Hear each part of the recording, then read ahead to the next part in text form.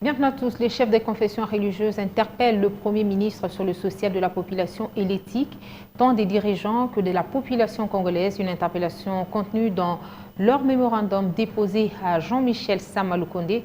À l'issue d'un tête-à-tête, ils ont fait savoir que le succès du gouvernement nécessite l'apport de tous. Ils font eux aussi désormais partie de ceux qui ont rencontré le Premier ministre avant la formation du gouvernement dit d'Union nationale.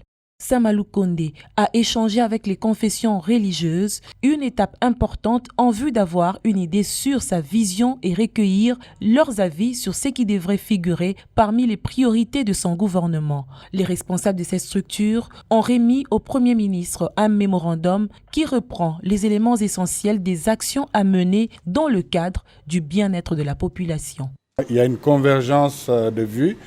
Et il s'est dit ouvert même aux interpellations au cas où on constatait qu'on n'allait pas sur le droit chemin. Donc c'était vraiment un entretien cordial. Les chefs de confession religieuse ont insisté sur le social, sur l'éthique, parce que sans éthique, le social ne serait pas amélioré. Et ils l'ont invité à faire la différence.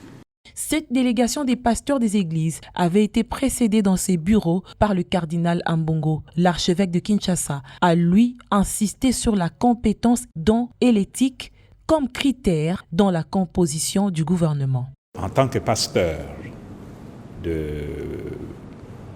brebis de ces pays qui souffrent, il était capital pour moi, en tant que pasteur, de lui faire parvenir ce que j'estime être le souci du peuple, quelques points, quelques priorités sur lesquelles il doit veiller, surtout dans la composition de son gouvernement. Il ne faut pas prendre n'importe qui, nous ne voulons pas. Il faut des gens qui le méritent, des gens qui ont la compétence, mais qui ont aussi une certaine éthique, vont donner espoir au peuple que quelque chose de nouveau est en marche.